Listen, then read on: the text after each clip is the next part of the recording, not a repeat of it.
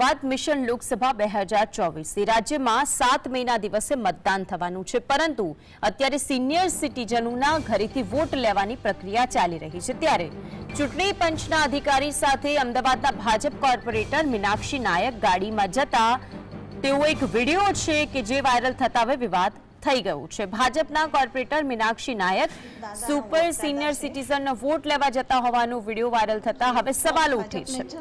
મીનાક્ષીબેનને જ્યારે પૂછવામાં આવ્યું કે તમે ભાજપના કાર્યકર છો, ત્યારે તેઓએ કહ્યું હતું કે હા, હું ભાજપની કાર્યકર છું, પણ તમે ફોન મૂકી દો। મીનાક્ષીબેન કાગળ પાછળ પોતાનું મોં સંતાડતા નજરે પડ્યા હતા।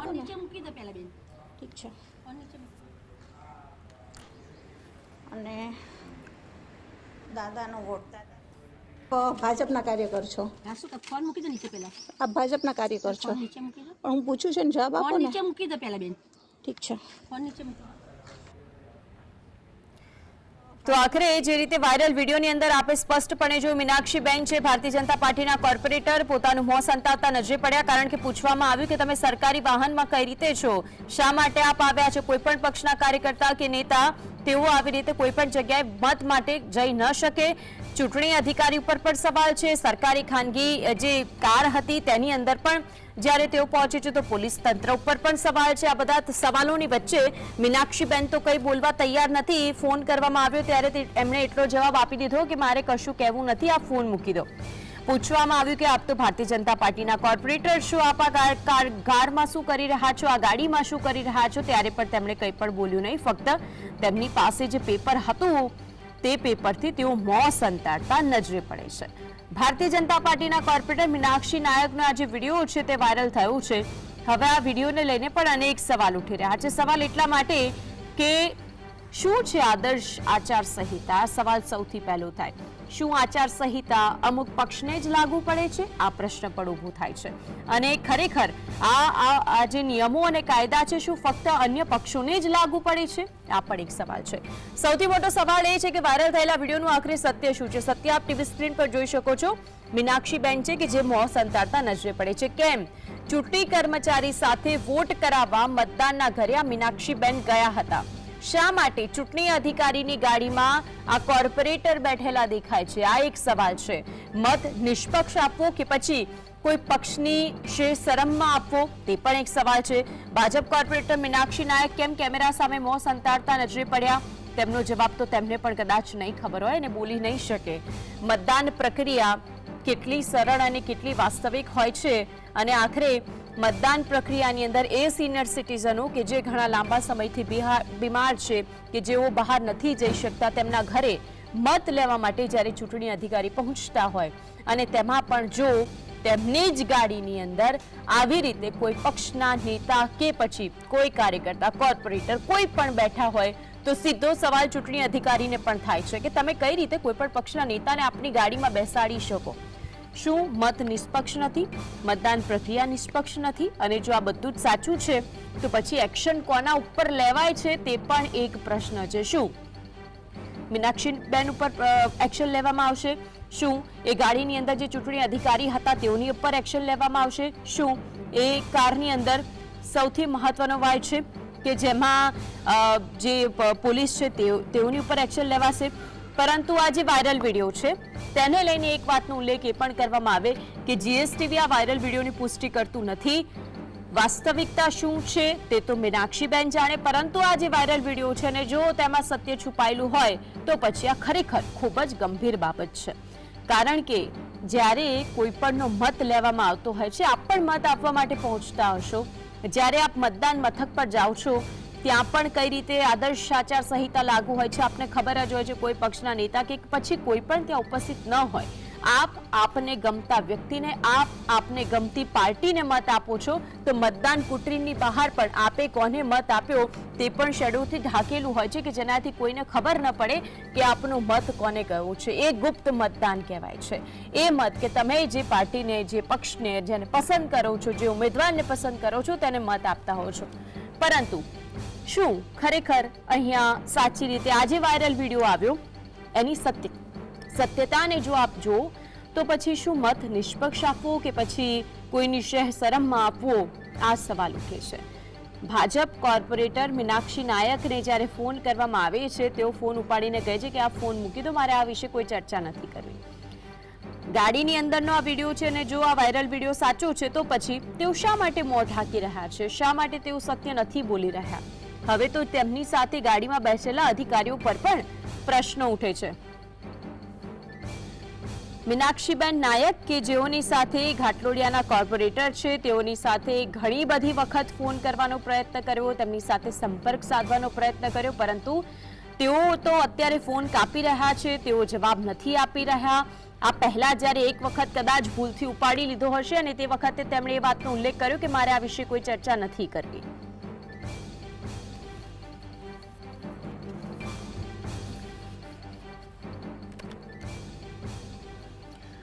તો આપણી સાથે અત્યારે જોડાઈ ગયા છે ગીતાબેન પરમાર। ગીતાબેન, સ્વાગત છે આપનું જીએસટીવી ની અંદર। સૌથી પહેલો સવાલ એ થાય છે કે શું મીનાક્ષીબેન આપના ઘરની બહાર આવ્યા હતા, શું આપના ઘરે આવ્યા હતા? હા, જય માતાજી। પહેલા તો હું ગીતાબેન પરમાર નહીં, ગીતાબા પરમાર છું। ગીતાબા પરમાર, જી બિલકુલ। હા હા, એટલે ગીતાબા પરમાર કહેશો તો મને ગમશે। બિલકુલ બિલકુલ ગીતાબા।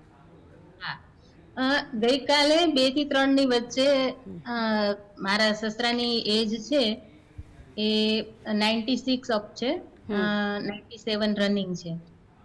એટલે 2 દિવસ પહેલા મને BLO નો ફોન આવ્યો હતો કે તમારે ત્યાં મતદાન કરાવવા ઘરે આવશે બાપુજીને। એટલે મેં કીધું સારું, વાંધો નથી। આ પહેલી વાર નથી આવી, તો 2-3 વર્ષથી મારા જે સસરા છે એને મતદાન કરાવવા ઘરે જ આવે છે, પણ આવી રીતે ક્યારેય નથી થયું જે ગઈકાલે થયું। ગઈકાલે મીનાક્ષીબેન નાયક જે ઘાટલોડિયાના કોર્પોરેટર છે એ મારા ઘરમાં ઘૂસી ગયા હતા, મેઇન રૂમમાં આવી ગયા હતા અને ચૂંટણી અધિકારીઓ પણ સાથે જ હતા। પછી મને ખબર પડી ને કે આ ભાજપના કોર્પોરેટર છે, એટલે મેં એને ઘરમાંથી બહાર જવા કીધું। મેં કીધું પ્લીઝ બેન તમે બહાર જતા રહ્યો, મારે ભાજપનું કોઈ ના જોઈએ, કારણ કે અત્યારે રૂપાલાની મેટર જે ચાલે છે એમાં અમે ભાજપનો વિરોધ કરી રહ્યા છીએ અને ભાજપની કોઈ વ્યક્તિ મારે ઘરમાં ન જોઈએ। હું તો એ દ્રષ્ટિએ જ એમને મેં બહાર જવાનું કીધું, પણ એ બેન બહાર જતા જ નહોતા। એ અંદરથી પછી આ ચૂંટણી અધિકારીઓ એમને સમજાવ્યા કે બેન પ્લીઝ તમે બહાર જાઓ। ત્યારે મારા ગેટની બહાર જે ગાડી ઊભી હતી એ લોકોની, એમાં એ બેઠા અને માંડ બેઠા, મહાપરાણે એમને બેસાડ્યા હતા। એટલે હવે આનો મતલબ આપણે શું સમજવું, એમ કયો તમે? એટલે ગીતાબા, મીનાક્ષીબેન જ્યારે આપના ઘરે આવે છે, આપે કહ્યું કે જોર જબરજસ્તીથી આપે તેમને બહાર મોકલ્યા, શું એમના પક્ષને જ મત આપવો? એક તરફ ક્ષત્રિયો એક થઈને વિરોધ કરી રહ્યા છે નિવેદનને લઈને કે ભાઈ તમે જે બોલ્યા છો તમને ખબર હોવી જોઈએ, એક તરફ આપનો વિરોધ છે, બીજી તરફ આ રીતે આદર્શ આચાર સંહિતા અને નિષ્પક્ષ મત કઈ રીતે કહી શકાય ગીતાબા? બિલકુલ ના કહી શકાય ને, અને આ રીતે અવાતું જ નથી। અને મને પછી એવું જાણવા પણ મળ્યું કે જે તે પાર્ટીના કોઈ કાર્યકર્તા તો આવું રીતે મતદાન કરાવવા આવી જ ન શકે એમ। ચૂંટણી અધિકારીઓ આવી શકે પણ પાર્ટીના કોઈ બી પાર્ટીના કાર્યકર્તા ન આવી શકે, તો આ નિષ્પક્ષ મતદાન છે જ નહીં। આ હું એ કહું છું કે આ રીતે ભાજપ શું સાબિત કરવા માંગે છે, અમને એ જ નથી ખબર પડતી। ચૂંટણી અધિકારી સાથે મીનાક્ષીબેન કઈ વાત કરતા હોય એવું કઈ આપને ખ્યાલે આવ્યું હોય? હા, એ કહેતા હતા, ચૂંટણી અધિકારીઓ એને સમજાવતા હતા કે બેન તમે બહાર જાઓ, પણ એ માનતા નહોતા, એ ત્યાં ને ત્યાં જ ઉભા રહેતા હતા। પછી મેં જોર જબરજસ્તી કરી કે ભાઈ તમે બહાર જાઓ પ્લીઝ, નહીતર પછી બધાને હું બહાર કાઢીશ, અમારે મતદાન નથી કરવું। ઓકે ગીતાબા, જ્યારે આ મીનાક્ષીબેન આવે છે, શું ચૂંટણી અધિકારીની જે ગાડી આવી હતી તેની અંદર જ તેઓ આવ્યા હતા મીનાક્ષીબેન? હા, ઓકે, તેમની કારની સાથે તેઓ આવ્યા હતા। મીનાક્ષીબેન આપના ઘરની અંદર પ્રવેશે છે, ગીતાબા આપની સાથે શું વાતચીત કરી તેમણે? હાજી, એમની સાથે જયારે અમે લોકો ગેટ અમારો એ લોકોએ ખખડાયો ને ત્યારે બધા ઉભા હતા, પોલીસ હતા, પછી ચૂંટણી અધિકારીઓ હતા, મીનાક્ષીબેન હતા। હવે એ મીનાક્ષીબેન વ્હાઈટ ગાડીમાં બેઠા હતા, પછી અમે ઘરેથી જયારે બહાર જવાનું કીધું ત્યારે એક વ્હાઈટ ગાડી જે બહાર પડી હતી એમાં જ બેઠા, અને પછી ચૂંટણી અધિકારીઓને બધા સાથે જ ગયા। અધિકારીઓની સાથે જ તેઓ આવ્યા છે, તો શું તેમની સાથે પણ મિલીભગત હોય એવું નજરે પડ્યું આપને એમની સાથેની ચર્ચામાં?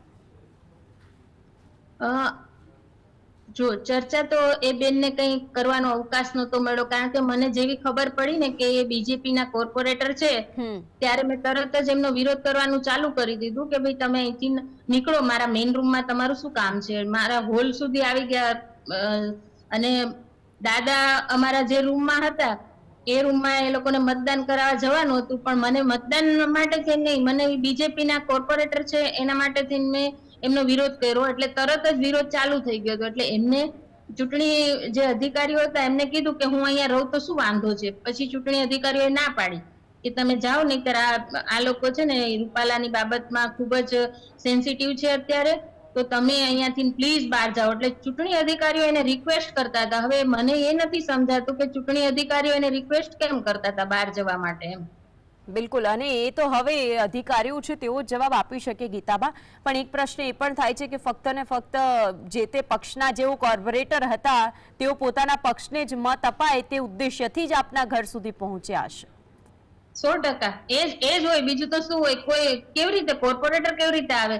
અને એ બેનને પૂછવામાં આવ્યું તો એને એવું કીધું કે હું ઘર બતાવવા આવી હતી, બરાબર. હવે એ ચૂંટણી અધિકારીઓ હતા, એમાં એક તો અમારા રાજપૂત જ હતા, તો એ તો મારું ઘર એમણે જોયેલું હતું.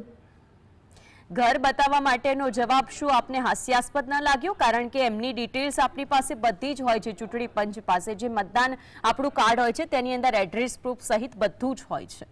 હા, એ જ બતાવે છે ને કે આ બધું શું ચાલી રહ્યું છે એમ.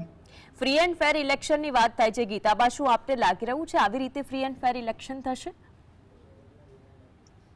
ઇલેક્શન ફેર છે જ નહીં, આમાં કોઈ રિયાલિટી છે જ નહીં. આ ઇલેક્શન બધું એક સ્ક્રિપ્ટેડ હોય ને એવું જ છે.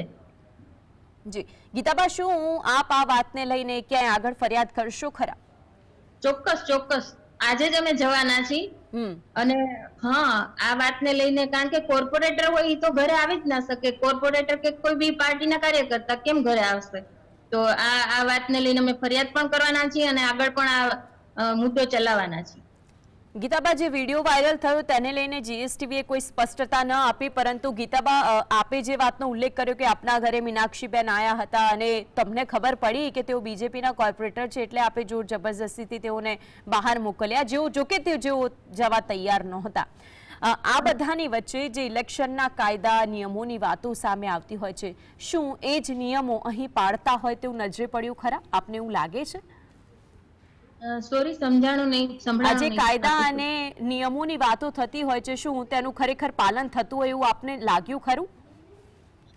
કાયદા અને નિયમો જે છે ને એ અન્ય પાર્ટીઓ માટે, અન્ય લોકો માટે જ બનાવેલા છે. બીજેપી માટે તો એને જે કાયદા પોતાને અનુકૂળ લાગે એ જ કાયદામાં એ ચાલવા વાળા છે, અને બીજેપી જે કરે એ કાયદો, આવું આના ઉપરથી સાબિત થાય છે.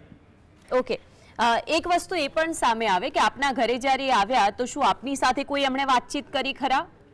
કારણ કે તમને તો જાણતા જ હશે ગીતાબા.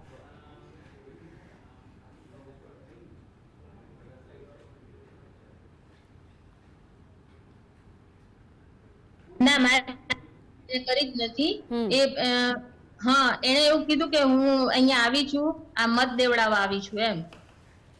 એટલે મેં કીધું અમારે મત દેવો હશે ને દેશું, અમારે જેને દેવો હશે ને દેશું, પણ બીજેપી ને નહીં દે. ઠીક છે, આપે કહ્યું કે આપ આ વાતને લઈને ખૂબ આગળ વધવાના છો. શું આપને લાગે છે બધા જ એક જેવા છે, બધા જ મળેલા છે?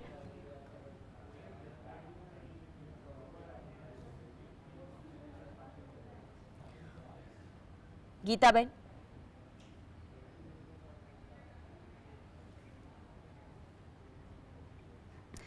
તો ગીતાભાઈ ઘણી બધી વાતોનો ઉલ્લેખ એ હતો અને તેમણે એ વાતની આગળ વાત કરતા કહ્યું કે તેઓ આજે આખો મુદ્દો છે તેઓ પક્ષની અંદર ફરિયાદ પણ કરવાના છે, આગળ પણ લઈ જવાના છે. ફરિયાદ એટલા માટે કારણ કે મત નિષ્પક્ષ આપવો કે પછી કોઈ પક્ષની શરમમાં, આ સૌથી મોટો સવાલ છે. ભાજપ કોર્પોરેટર છે મીનાક્ષી નાયક, કેમ તેઓ એમના ઘરે પહોંચ્યા, એક સૌથી મોટો પ્રશ્ન છે. ગીતાબા, હવે આજે આપનો મત છે, કિંમતી મત છે, જે તે કોઈ પણ પક્ષ હોય, જે નેતા હોય, જેને આપ પસંદ કરતા હો, જેનામાં આપ રાજકીય ભવિષ્ય જોતા હો, એને મત આપવું જોઈએ. પરંતુ અહીંયા તો જે રીતે કોર્પોરેટર આપના ઘર સુધી પહોંચી જાય છે એટલે સ્પષ્ટપણે એવું લાગે છે ને કે કોઈની શરમમાં આપ મત આપો. 100% એવું લાગે કે આ શરમ જ આવ્યા છે અને દબાણ કરવા જ આવ્યા છે કે બીજેપીને જ મત આપો એમ.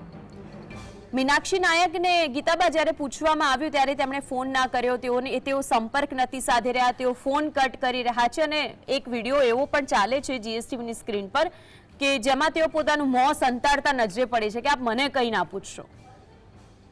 હાજી, એટલે મેં જ્યારે એમને ઘરમાંથી બહાર જવાનું કીધું એટલે ગાડીમાં બેઠા, હા, પણ પછી મારી સાથે જે પ્રજ્ઞાબા ઝાલા હતા એમને આ બધું યોગ્ય ન લાગ્યું.